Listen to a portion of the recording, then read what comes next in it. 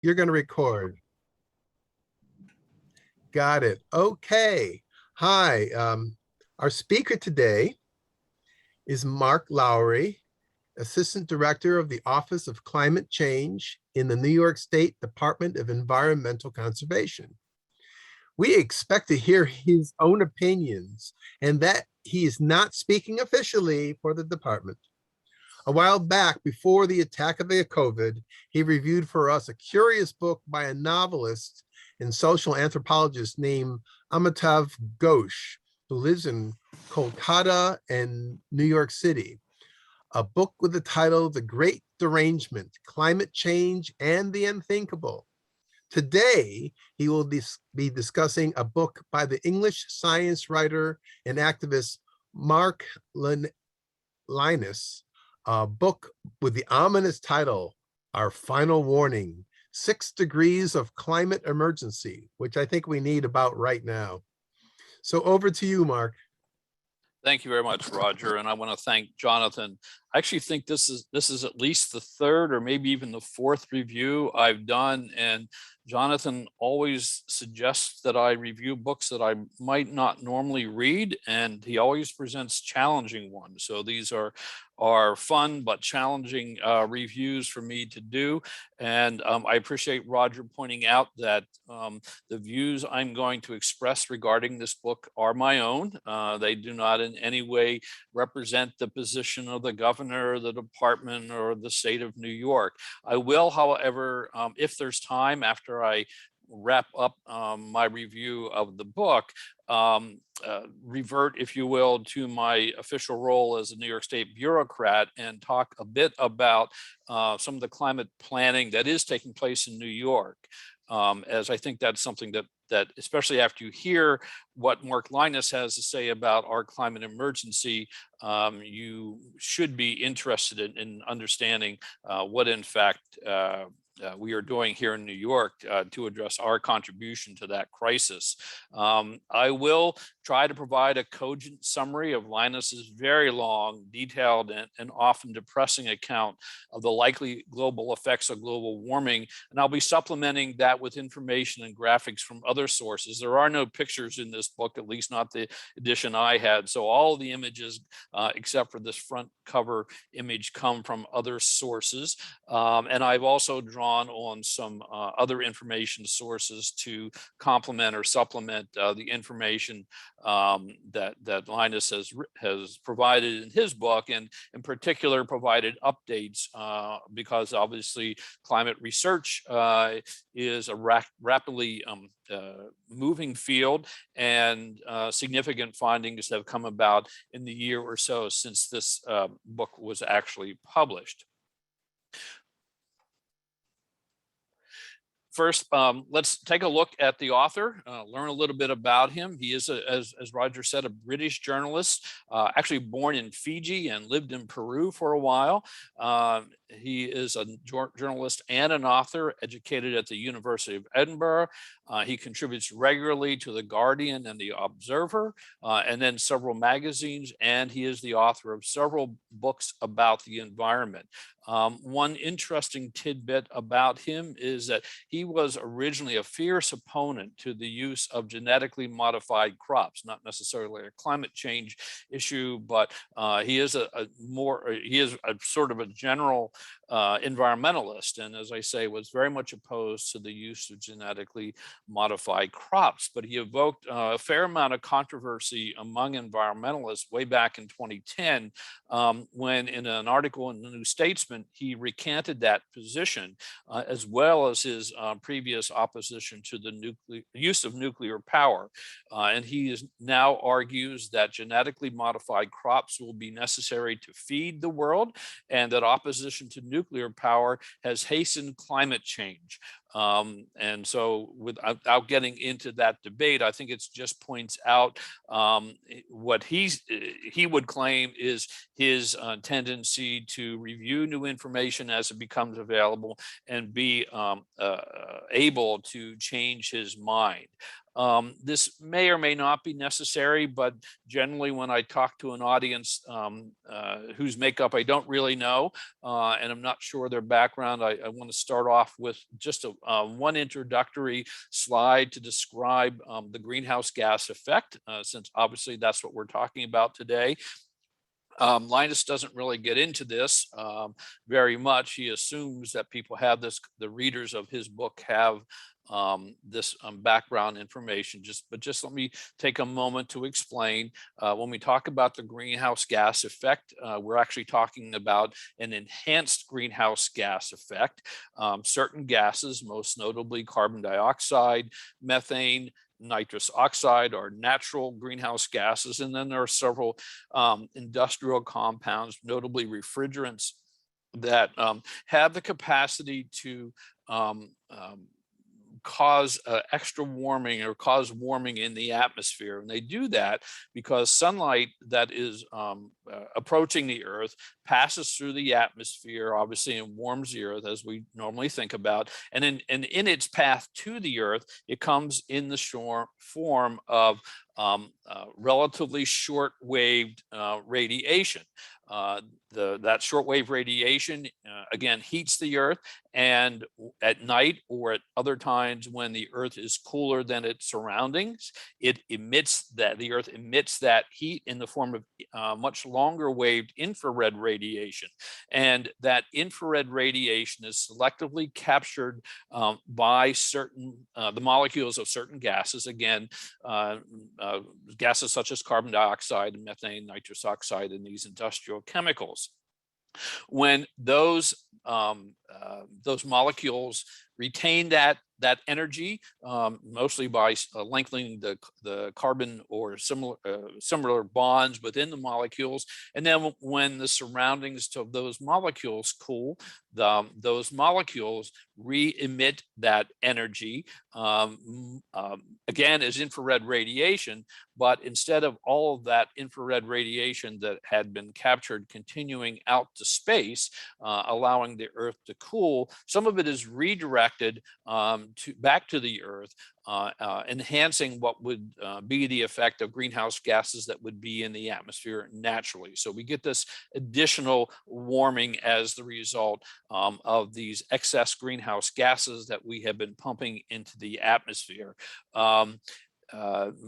The source, most of these gases are the bulk of the gases come from combustion of fossil fuels, but also from fugitive emissions of these industrial compounds, these refrigerants, and through change in land use that causes deforestation.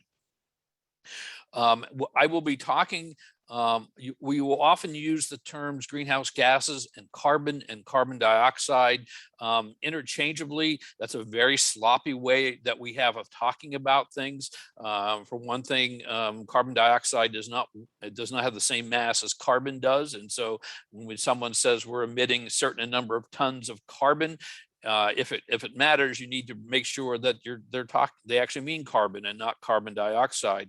But we generally refer to the warming effect of all these gases in terms of carbon dioxide equivalents. So the warming effect of carbon dioxide is a unitless value of 1, and then all other greenhouse gases, their global warming potential, their effectiveness at trapping heat, if you will, are measured and reported relevant to carbon dioxide. And so we talk about carbon dioxide equivalents, and I just point that out because it may come up through our discussion. So Lynas's most recent book, the one I'm reviewing today, was published in 2020 and is actually an update to his 2007 work, the similarly titled 6 Degrees, Our Future on a Hotter Planet. In his earlier book, Lynas organizes his description of the likely effects of climate change in 1 degree centigrade increments, devoting a chapter to each 1 degree increment. He described in vivid detail the consequences for our infrastructure, our communities, our natural and agricultural systems, and human health as we push global temperatures to as much as 6 degrees centigrade and potential collapse of human civilization even by the year 2100. Even in 2007, Lynas made the very important point that avoiding the worst consequences of global warming would require not just a switch to renewable sources of power, but systemic change, including an emphasis on local and sustainable sourcing of goods and materials, decreased consumer consumption, and a true commitment to a 2-degree increase target. As he does, and I'll explain what we mean by that 2-degree increase target here in a few slides. As he does in his more recent book, in his earlier work, Lynas emphasized the significance of positive feedback loops in hastening global warming. And since I will be referring to positive feedback loops again, and they are a theme throughout both of Lynas's books, I want to briefly explain what we mean. A feedback loop is created when a change in some component of a system increases the magnitude of that change as it works through the system. And a number of positive feedback loops could cause an acceleration of global warming. Now, of particular concern is the release of methane, which has a very high global warming potential, as you've probably heard. And the concern is that as the Earth warms, parts of the Earth's system that currently store or sequester methane, in particular permafrost, as well as a form of methane hydrates that occurs at very deep levels, depths in the ocean. As they warm, that methane could be released. And then we have a situation where the warmer the Earth gets, the faster the permafrost defrosts and the more methane is released, and causing even more warming, leading us into a vicious cycle. And there are other positive feedback loops of concern that include increased absorption of solar radiation as ice and snow melt. And so that darker water is more apt to hold heat that results from solar radiation.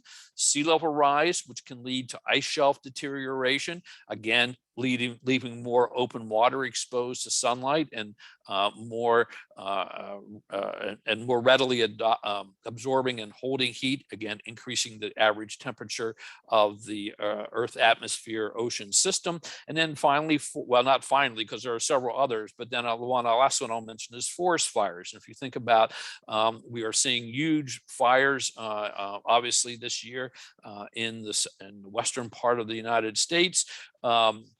These fires, as they consume the trees and actually consume portions of the soil, are releasing carbon dioxide. And that, of course, causes more global warming, which leads to increased chance of forest fires. And so these are all examples of positive feedback loops. And as I said, these will be a theme throughout Lynas's work. So in a similar fashion to his earlier work, Lynas's more recent version takes us through a degree-by-degree review of the large body of more recent scientific literature and recent human experience to describe the world we will be leaving to our children and grandchildren, often drawing on paleoclimatology, the study of past climates, for past analogs to projected future conditions. And I will say at the outset that this is not an easy book to read. It's not that it's technical, but it is long and it's just crammed with mind-boggling detail on everything from expected levels of sea level rise to the likely effects of warmer temperatures on aquatic organisms to the rising probability of global famine. And again, I will say that it can be depressing. And this is, I'm seeing are you not seeing my slides, Roger? Uh-oh, hold on. We do not see. And I know why. Hold on. I apologize. I won't start over again, but let me you have to give me presenter. Will, you have to pass presenter control to me. So you're currently co-host, so you should be able to go ahead and choose additional Okay. My apologies. Hold on here.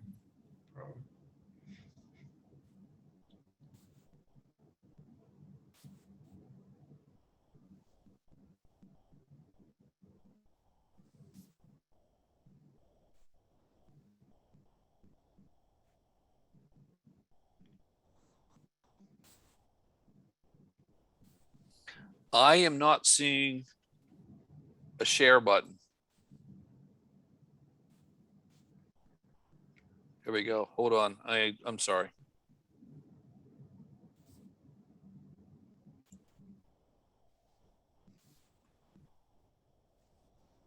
There we go.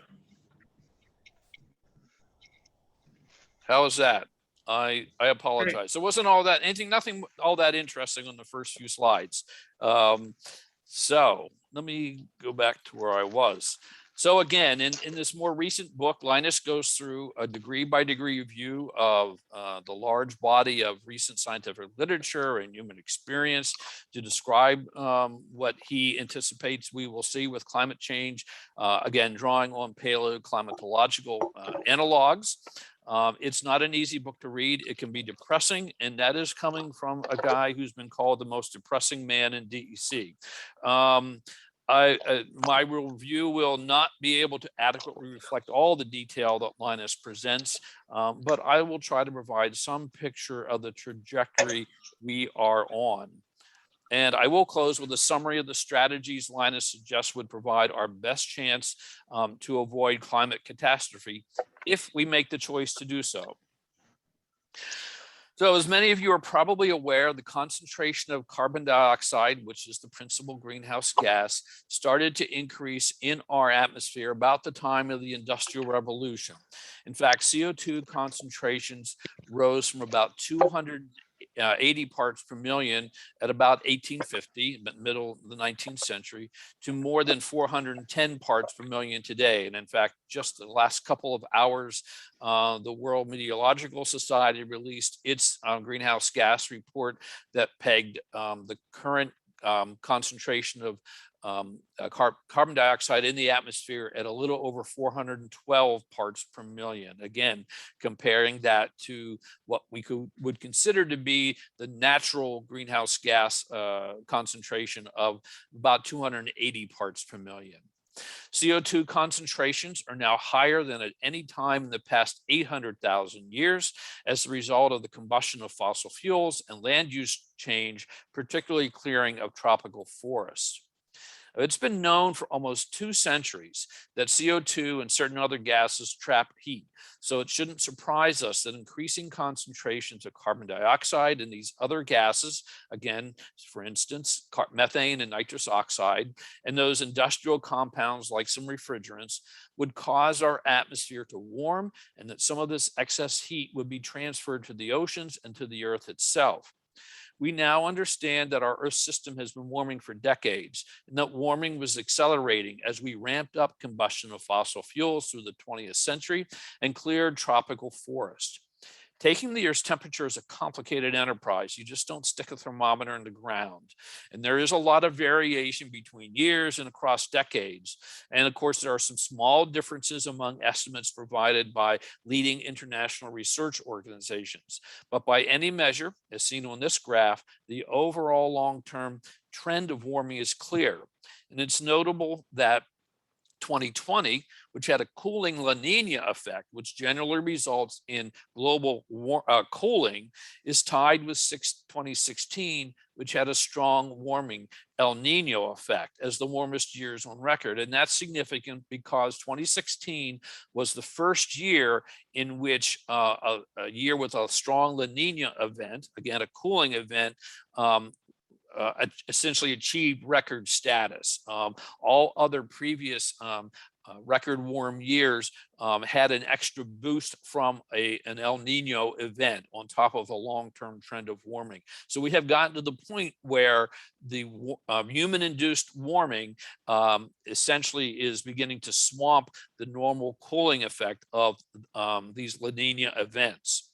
We have, in fact, warmed this planet by more than a degree centigrade, actually closer to 1.1 degrees centigrade since the mid-19th century, and are well on our way to crossing the 1.5 and even the 2 degree centigrade thresholds scientists and for that matter, Mark Lynas, tell us we should avoid. As you might have heard, the Intergovernmental Panel on Climate Change recently issued the first part of its 6th assessment report. The IPCC issues these reports about every 5 to 6 years. They are based on critical reviews of the most relevant climate science by the world's leading climate scientists. As a consensus document, these reports have tended to be very conservative in the degree to which they attribute observed climatic changes to human activities and in their projections of future climate conditions and effects of climate change. The conclusions of the most recent report, however, are so stark and the evidence for the damaging effects of continued fossil fuel use so strong that the Secretary General of the United Nations was prompted to call for immediate global action to reduce and eventually eliminate the use of all fossil fuels. And as we will see, Lynas makes a very similar call in his book. Throughout his book, Lynas refers to the inadequacies of national pledges to reduce greenhouse gas emissions. So let's take a look at what he means. The UN has examined our prospects for avoiding 1.5 degrees centigrade and determined that we are on track to emit enough greenhouse gases by 2030 to make holding warming to 1.5 degrees centigrade impossible, even if nations keep all the pledges they made in 2015 at the now famous Paris Climate Agreement. This is because CO2 in particular is long lived in the atmosphere. There is a budget, if you will, for the amount of excess carbon dioxide that we can pump into the atmosphere and still stay below any particular warming threshold. According to the UN report, greenhouse gas emissions must begin to decline before 2030 and reach net zero by about 2045, or we will exceed the 1.5 degrees centigrade budget, ensuring at least 1.5 degrees centigrade warming. Even the 2 degrees centigrade budget will be exhausted by 2049 if emissions continue at their current rates.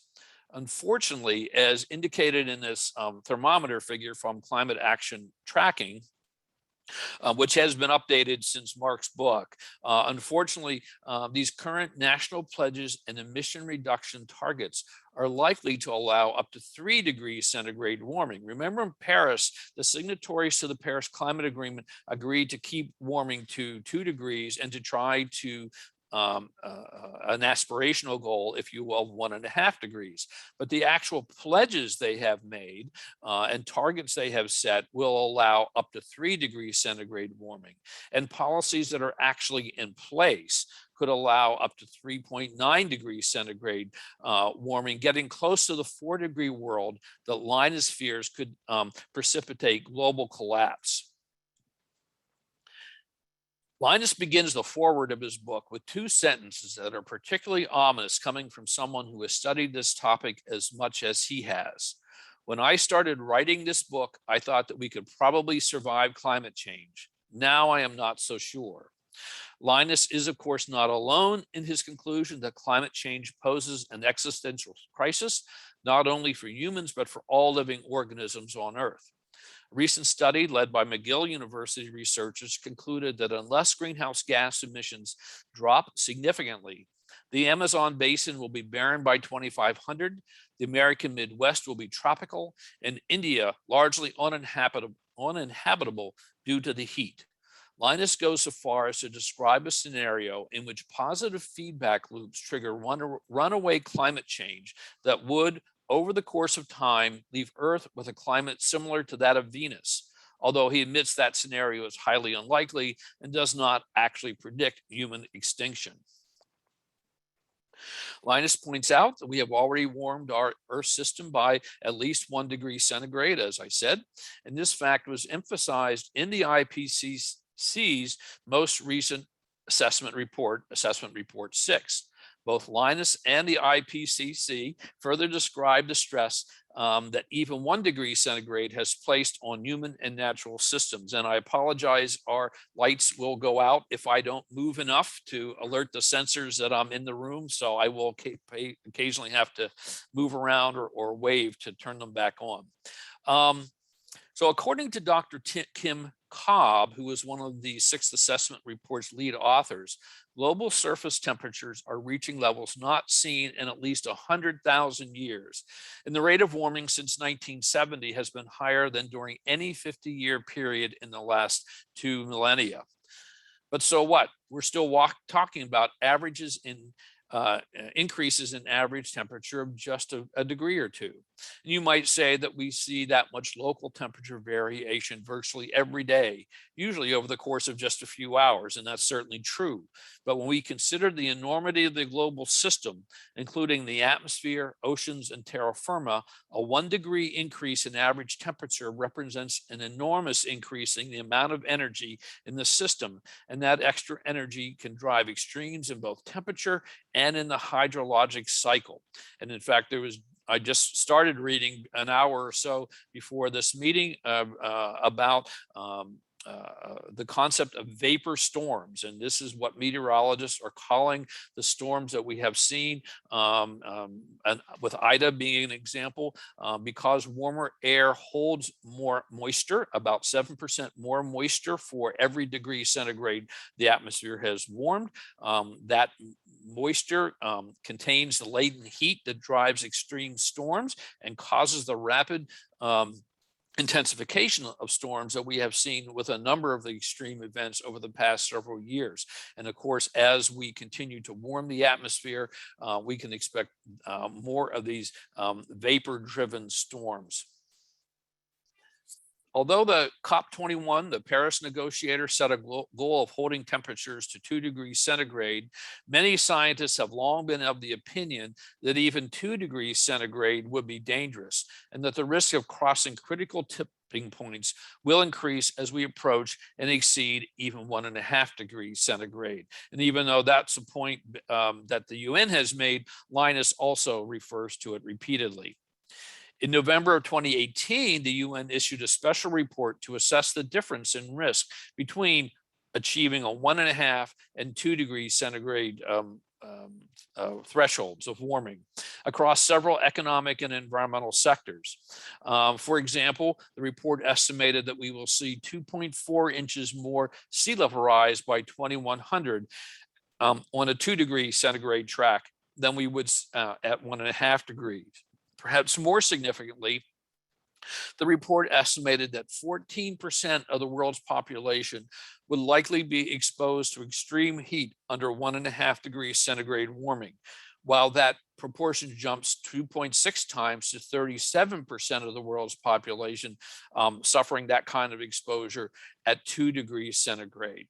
You can see similar differences and effects in this infographic provided by the World Resources Institute. Some are more significant than others, but the take-home message should be that even 1.5 degrees centigrade will carry significant risk.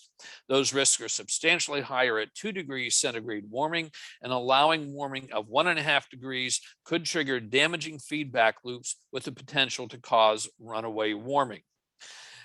At 2 degrees centigrade, the entire Arctic Ocean will be ice-free every few years. Without ice cover, the darker waters of the Arctic will absorb vast quantities of additional solar radiation, again, creating that positive feedback loop that will drive global warming even faster. Similarly, an additional 2 million square kilometers of permafrost will melt at 2 degrees centigrade, releasing billions of tons of additional CO2 and methane. And these two feedback loops alone show that by allowing the temperature to rise by 2 degrees, and again, we're already at 1.1 degrees. So when we talk about 1.5 or 2 degrees, that counts the 1.1 that we've already caused, 1.1 degrees of warming that we've already caused. So by allowing the temperature to rise by 2 degrees, we substantially increase the risk of reaching 3 degrees centigrade or even more. The additional ice melt associated with 2 degrees over 1.5 degrees centigrade will cause sufficient sea level rise to displace an additional 10 million people around the world, mostly in East Asia, and lead to about $1.4 trillion in additional damage every year by 2100. 2 degrees centigrade will lead to substantially more disease and further jeopardize our ability to feed 9.5 billion people, raising the specter of mass starvation and international destabilization. And Lynas frames our failure to attempt to stay below 1.5 degree warming threshold rather than the 2 degrees centigrade as a moral decision. After a discussion of the effects of 2 degrees versus 1.5 degrees centigrade, Lynas continues his degree by degree discussion, chapter by chapter. Although, again, as I think I already said, 2 degrees centigrade warming has often been presented as a safe level of warming. In fact, scientists do estimate that at 2 degrees centigrade, we really only have a 50-50 chance of avoiding dangerous positive feedback loops, particularly the release of methane from a defrosting tundra. And such feedback loops could push the climate past certain tipping points. Past these tipping points, warming effects could accelerate and create runaway climate change that we would have no hope of reversing, either through additional mitigation of greenhouse gas emissions or even through some kind of geoengineering where we would try to pull CO2 from the atmosphere. And that this runaway climate change would lead to inevitable catastrophe. Some scientists believe that we have already crossed some of these critical climatic tipping points, including melting of Arctic sea ice and the Greenland ice sheet, melting of the West Antarctic ice sheet, and changes in the Atlantic meridional overturning circulation, which includes the Gulf Stream, potentially resulting in significant changes in ocean circulation and distribution of heat to North America and Northern Europe. Most scientists also believe that at 2 degrees centigrade, we will begin to see wholesale destruction of some vital ecosystems. Critical ecosystems at particular risk include ocean ecosystems and especially our coral reefs.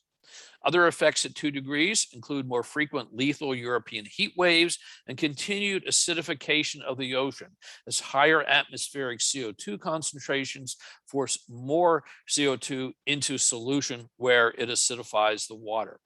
The Mediterranean basin will experience more frequent drought, and California and Peru will experience water shortages as snowpack melts and Andean glaciers disappear. Global food shortages are likely as global populations peak during this century, just as food production begins to decline due to drought and extreme heat. As shown earlier, current national pledges would allow warming of up to 3 degrees centigrade by 2100.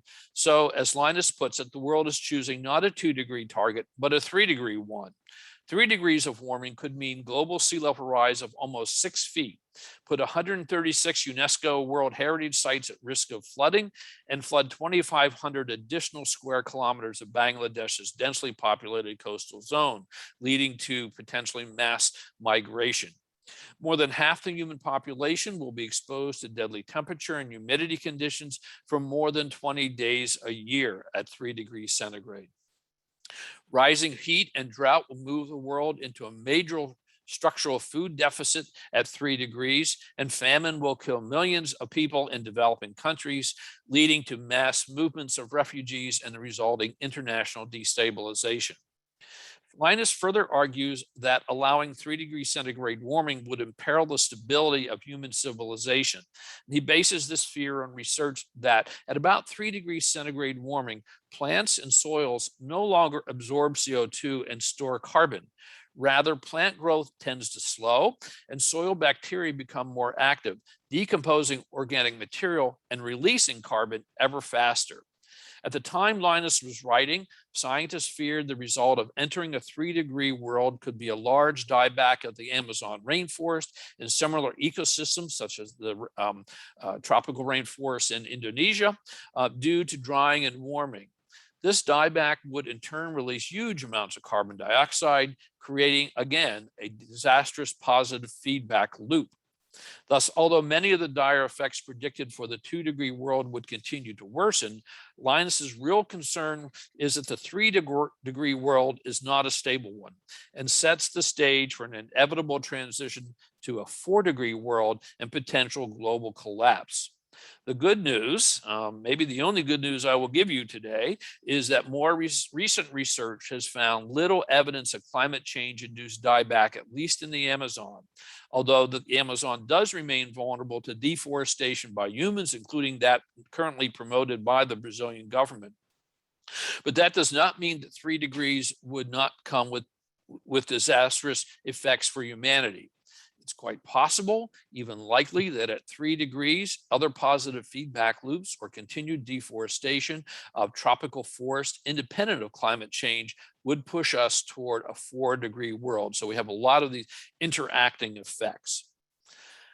Lynas claims that as it stands now, we have about a 50-50 chance of reaching about 3.2 degrees centigrade warming by about 2100. But there is a smaller chance that we could reach even 4.3 degrees by that time. At this level, and I want to emphasize, this is Linus's projection, not necessarily the projection of other scientists that I'll show in a few moments. At the 4-degree level of warming, extreme heat and persistent mega droughts would render large swaths of the earth uninhabitable by humans and other warm-blooded animals. Desertification will result in dry lands becoming the dominant global land surface, and wildfires would incinerate much of North America's forests. Loss of alpine glaciers will deprive many humans of fresh water, and coastal areas will be hammered by severe coastal storms unimaginable today. Lynas cites the website Climate Action Tracker to make the point that under current policies, there is a 10 to 25% chance that warming could exceed 4 degrees centigrade before 2100. We have to look back 40 million years into the paleoclimatic record to find the last time the Earth was 4 degrees warmer than it was immediately prior to the Industrial Revolution. During that time, the Earth was virtually ice-free, so that even the last bit of remaining ice, the East Antarctic ice sheet, would be doomed to melt away, although even at 4 degrees, complete loss of this ice would take centuries. At 4 degrees, the Alps would resemble the mountains of North Africa. Food production would continue to plummet. Accelerated melting of land-based ice, including the remaining alpine glaciers and the western Antarctic ice shelf, would accelerate sea level rise, inundating many of our coastal cities. At 4 degrees, global already mentioned this, food supplies would continue to fall far short of requirements. Lynas believes that at this point, surviving human societies could experience a full-scale global collapse, and the natural world would see mass extinctions. Of course, these are not independent events, as, like it or not, human survival is dependent on the existence of a livable planet adequately stocked with the natural resources on which humans depend. As the planet warms, positive feedback loops, particularly release of methane from thawing permafrost, will continue to accelerate warming, leading to such extreme effects, particularly of drought and extreme heat, that much of the planet will be largely unrecognizable. The closest paleoclimatic analog to a 5-degree world appears to be the Paleocene-Eocene thermal maximum, the so-called PETM, of about 55 million years ago. During this period, the phenomenon known as Arctic amplification, in which Arctic temperatures increase faster than the global average, resulted in Arctic Ocean temperatures as much as 23 degrees centigrade warmer than the current Mediterranean Ocean. The PETM was characterized by a massive extinction event, likely precipitated by thermal stratification of the ocean, depriving deep waters of the ocean of oxygen and destroying the basis of marine food chains. And as Lynas points out, we are already seeing expanding zones of ocean anoxia, that is, waters deprived of oxygen, such as shown in the brown in this image of the Gulf of Mexico. At 6 degrees centigrade, Lynas declares, runaway warming could lead to the extinction of the entire biosphere, including humans, rendering a Venus-like planet lifeless forever. Although it bears repeating, Lynas does not necessarily believe this scenario is likely. He does give us some credit. Lynas does not try to precisely describe the time when any of the temperature levels he describes will be reached. Although there is some scientific uncertainty regarding the likely response of the Earth's system to any particular level of greenhouse gases in the atmosphere, the primary source of uncertainty regarding both the pace of warming and the ultimate level of temperature rise is the uncertainty regarding our continued greenhouse gas emissions. How much more carbon, methane, and other global warming pollutants will we pump into the atmosphere, and how fast? Lynas claims that on the current business as usual greenhouse gas emissions trajectory, we could reach 2 degrees centigrade by the 2030s, 3 degrees by mid-century, and 4 degrees centigrade by 2075. That rate of warming, however, is faster than more recently published research would suggest, and as this figure shows, considerably faster than predicted given current national policies. But that alone should not give us comfort. Again, even 1.5 degrees centigrade has the potential to trigger those positive feedback loops. Although he is certainly pessimistic, Lynas does not believe the end result is a foregone conclusion. Although many scientists believe we have likely passed the point of holding warming to 1.5 degrees centigrade, many believe that staying below 2 degrees is achievable, particularly if the Paris signatories implement their pledges and set additional binding targets, and if the US steps back into the leadership role surrendered by the Trump administration. It is entirely feasible that we could delay reaching the 2 degrees centigrade threshold until the latter part of this century, giving us more time to prepare and for the natural world to adapt as best it can, and perhaps avoiding 3-degree world altogether. Humans can, as Mark says, what Lynas says, choose at this time one of two outcomes. We can continue business as usual with rising greenhouse gas emissions, making grand commitments, but only nibbling around the edges of solutions. Or we can take reasonable but determined efforts to transform our society to reduce emissions of climate pollutants and to ensure maintenance of a livable planet. Although Lynas welcomes the decline of coal use in some countries and decreasing prices of renewable sources of power, he notes that emissions have continued to rise and an alarming trend toward denialism. And he refers to what is known as implicatory denial, which is a situation where in some parts of our lives we recognize the threat of climate change and its reality, but in others we sort of sift that aside. And you might, in some ways, that's a coping mechanism, but at the policy-making level, implicatory denial allows leaders to claim concern about climate change while promoting or blocking policies to attack the problem, or I should say, without promoting and blocking policies to attack the problem, often to the detriment of their constituents. Lynas makes the critically important point that it is not too late to avoid the worst effects of climate change. Since every ton of greenhouse gases emitted, not emitted, results in that much less damage, there's no excuse for us to simply throw up our hands and party on as if there can be no tomorrow.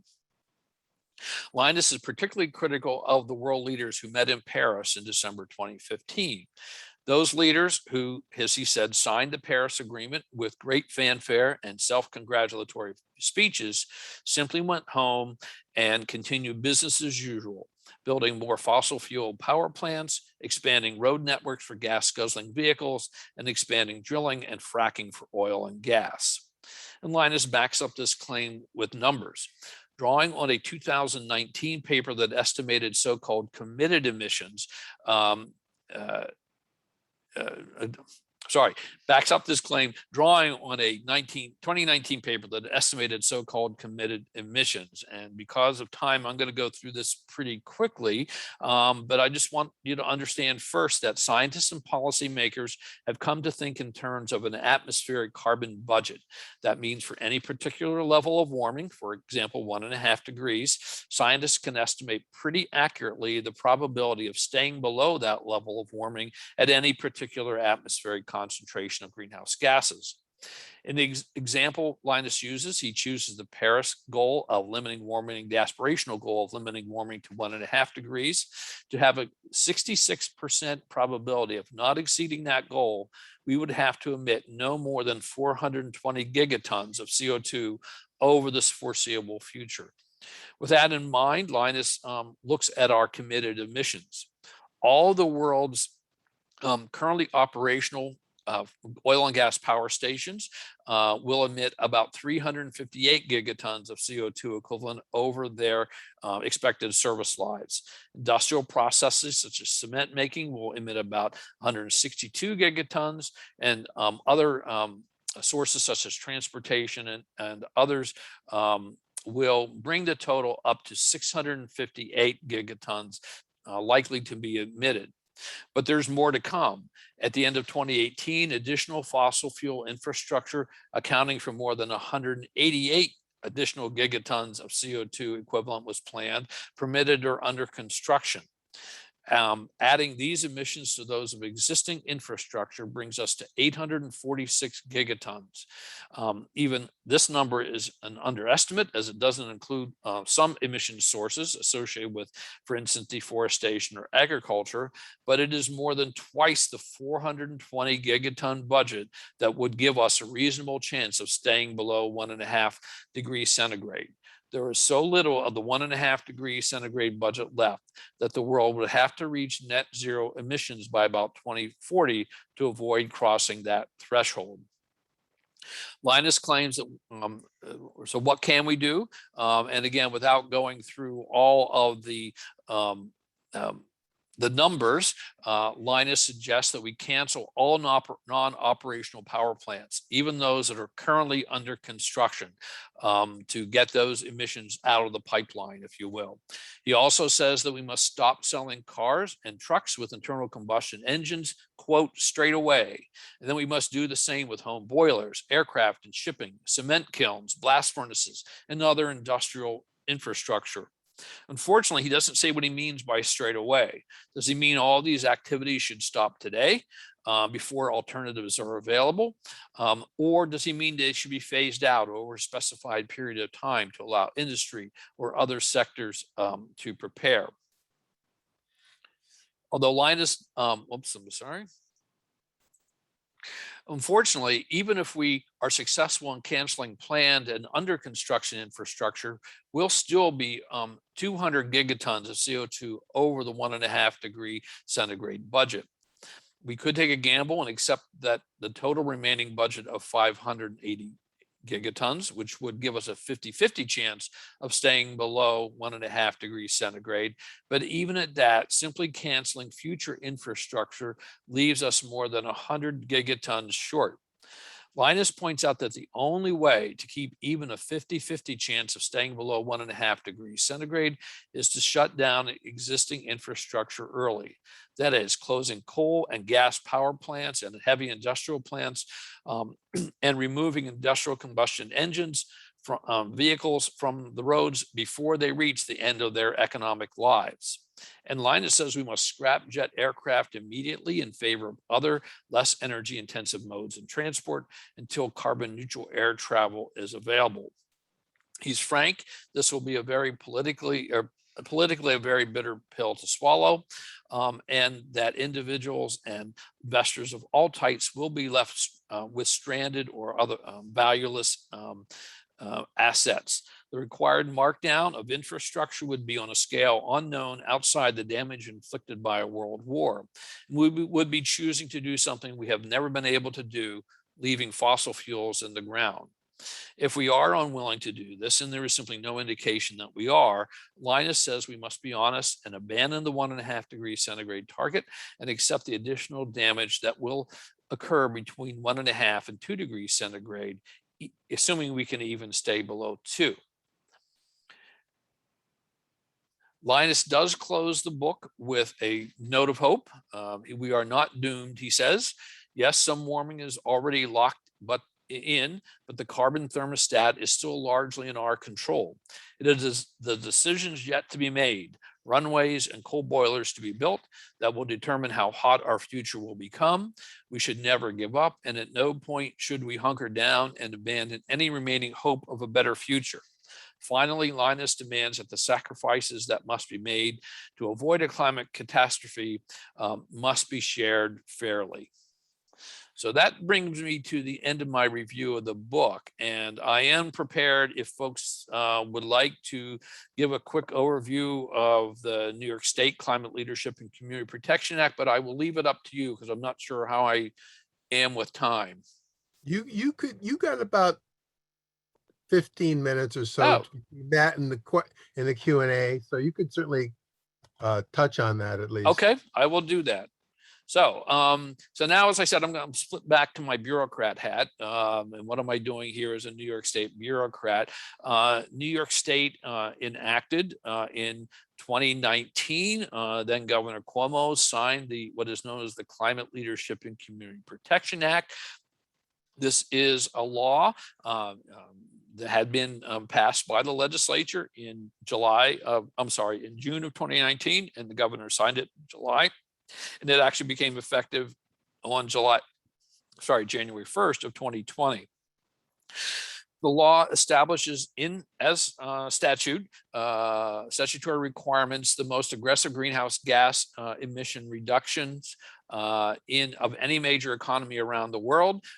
It requires that New York State reduce its economy-wide greenhouse gas emissions by 40% of their 2090 levels by 2030 and by 85% of their 1990 levels by 2050. Did I say that right? 40% of their 1990 levels by 2030, 85% of 1990 levels by 2050, and it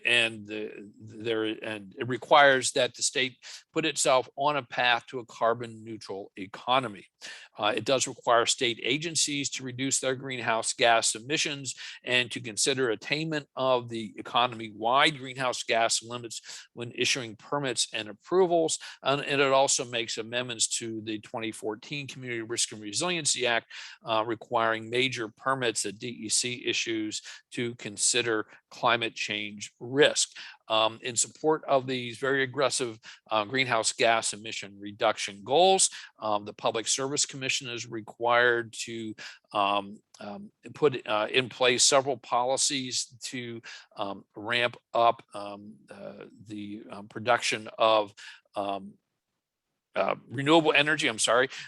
Essentially, the Public Service Commission is required to establish a program that means that 70% of the electricity sold in New York State by 2030 comes from renewable sources, and that 100% of electricity sold in New York State by 2040 come from clean sources. When we say renewable in New York, we generally mean wind, water, and solar. And when we say clean, under the definitions in the law and the regulations, clean does include nuclear power. So by 2040, 100% of our electricity sold in New York State, whether it's produced outside the state or in the state, must come from clean, zero emission sources. The law does not lay out a specific plan to achieve those emission reductions. Instead, it causes to be appointed, I guess is the way to say it, a Climate Action Council, which it comprises a number of agency heads plus appointees made by appointments made by a number of elected officials, including the speaker and the leader of the legislature, the two chambers, as well as the governor. The purpose of the Climate Action Council is to develop what's known as a scoping plan, and that scoping plan's purpose is to guide DEC and other agencies in setting the regulations that will actually bring about the programs to achieve those required emission reductions. So it is DEC that has the major regulatory responsibility, and the law gives DEC authority to regulate virtually all emissions sectors other than active livestock management.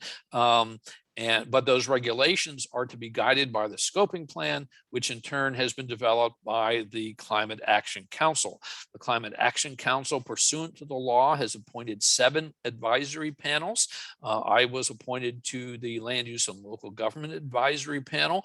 These advisory panels were asked to develop recommendations for the content of the scoping plan.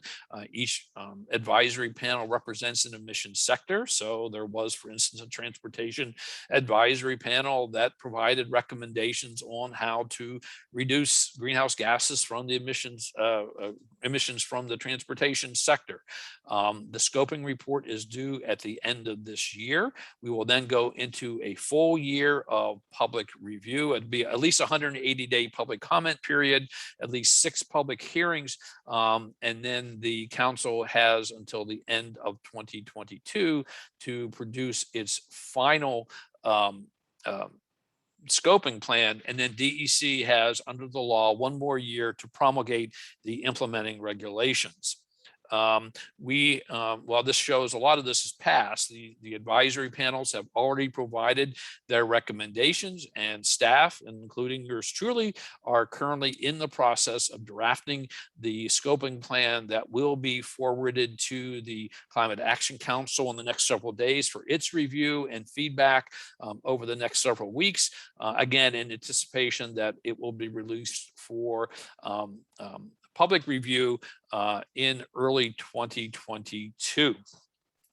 I just want to, and there are literally thousands of slides available at climate.ny.gov that have documented all the decisions, the deliberations of each of the advisory panels, as well as the council.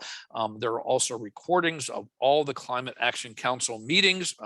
If you need something to do on a Saturday night and want to watch the deliberations of the Climate Action Council, they're actually very interesting. I thought I'd be bored to tears, but these have actually been very interesting and thought-provoking meetings. And I want to show just a couple of the more thought-provoking slides. So as I said, we've had 7 advisory panels provided several hundred recommendations on how to reduce New York State's greenhouse gas emissions.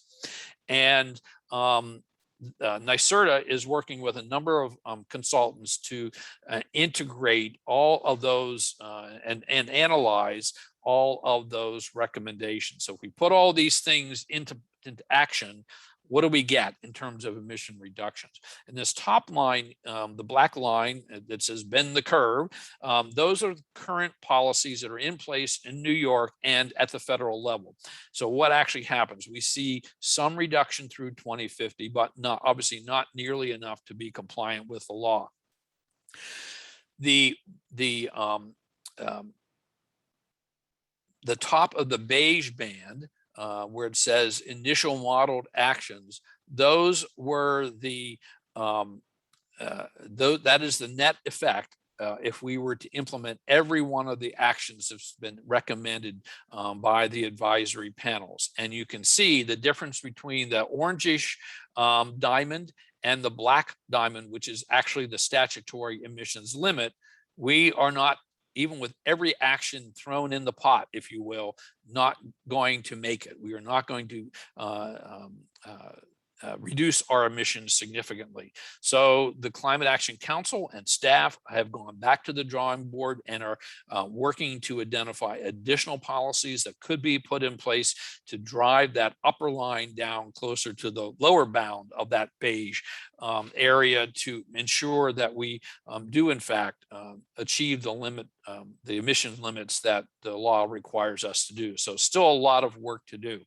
And I'll put up just another slide here about benefits and costs, because everyone's worried about the cost of this. And so, and the law actually requires that we undertake an analysis of costs. And yes, there will be significant investments required to achieve those the required emission reductions, but they would be anticipate or accompanied by even greater external benefits and the opportunity to create literally hundreds of thousands of new jobs. The net benefits, depending on the scenario you use, range from 80 to 150 billion dollars. That is, that the net benefit to New Yorkers will be on the order of 80 to 150 billion dollars more than we have to invest. So a significant return on investment, and much of that investment or the return on investment is in the area of improved human health. The health benefits here, again, different scenarios, but the health benefits, I'm sorry, not different scenarios, different times. The health benefits are the value of the health benefits shown in green in billions of dollars, and the orangish part of these graphs shows other reduction in other social costs of carbon based on guidance that our office issued at the end of last year pursuant to this law on how we should value reduction of carbon emissions because of the improvements, the avoided damage to our infrastructure and so forth. So I'll put this slide up. I won't go through it. This gives the schedule for the Climate Action Council's deliberations through the end of the year. This is also available at the climate.ny.gov website. And free to take a look at that. And I'll put up my contact information or our contact information.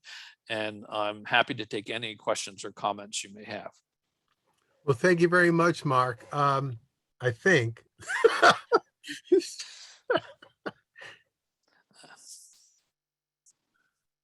Thank you very much, Mark. Mm-hmm. This is Jonathan.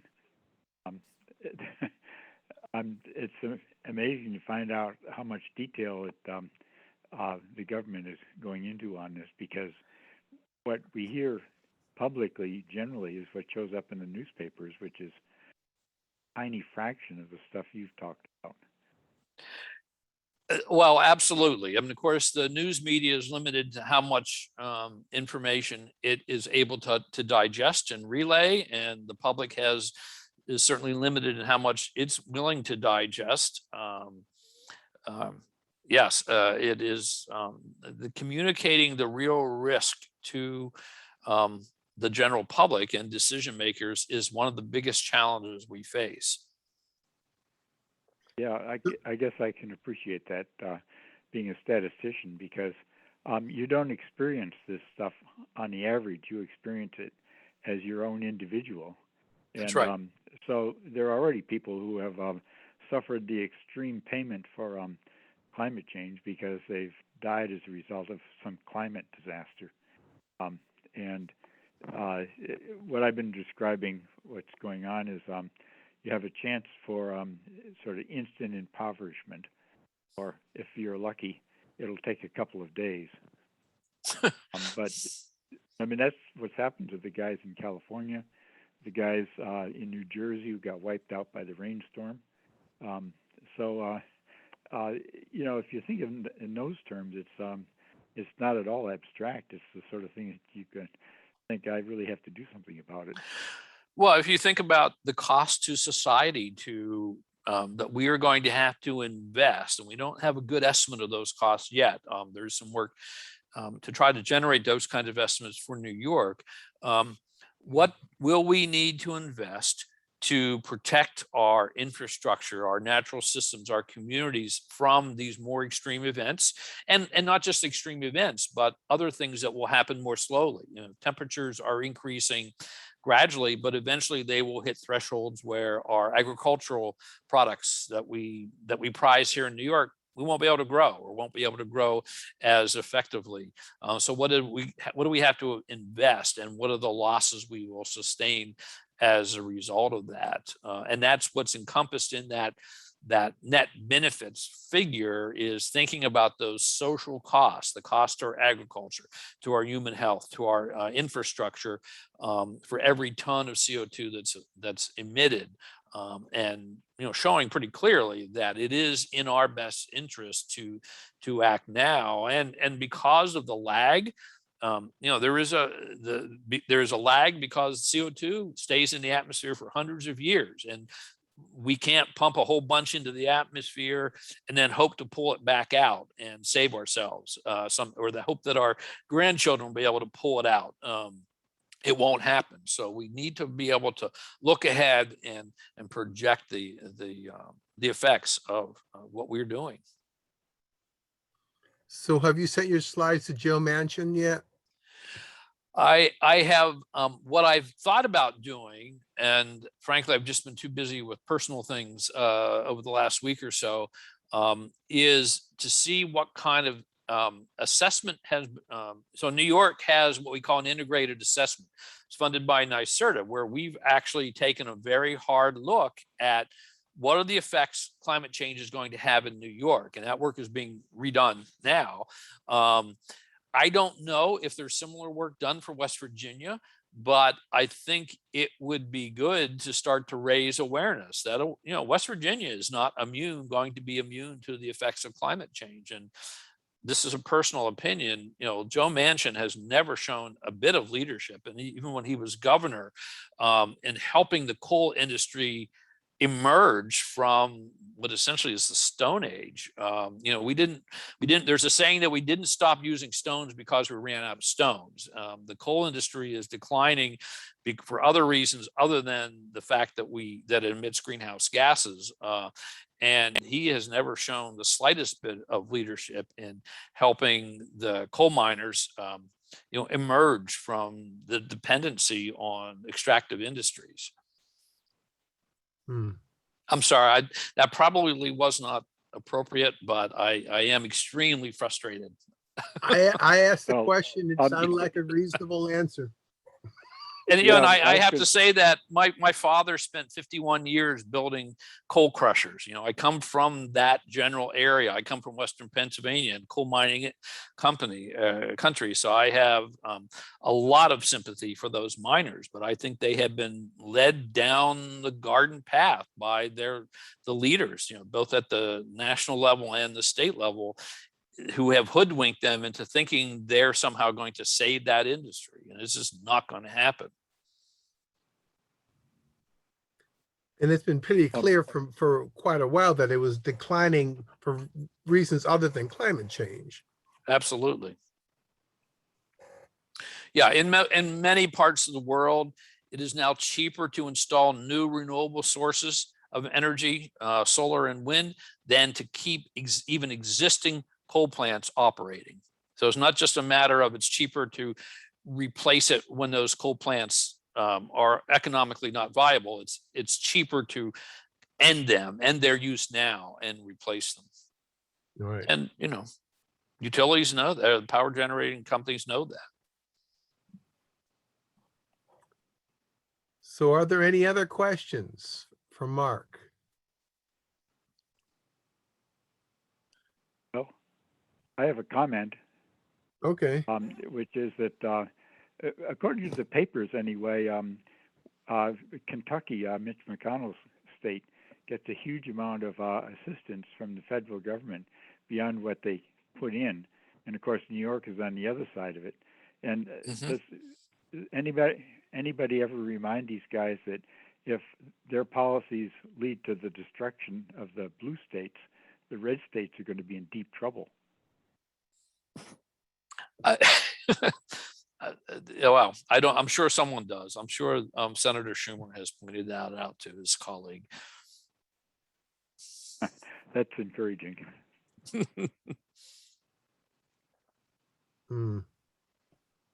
Well, thank you very much, Mark. This has been very, very interesting, albeit more than a little depressing.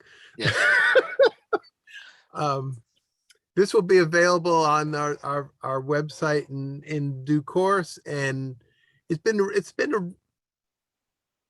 seemed like a really important issue that people sort of vaguely know about, but don't sort of say, yeah, we got to do something about that. We got to do something about that. But it seems to have less attention than the situation has warranted. I agree 100%. Mhm. Well, thank you again. I'm sure when we get back to doing these in-person things, I'm sure Jonathan will call you again with another book he wants you to talk about. I'll have to pick a shorter one the next time. It probably is. Well, thanks. I'll Thanks a remember lot. that. All right. Thank you. Thanks you. everybody.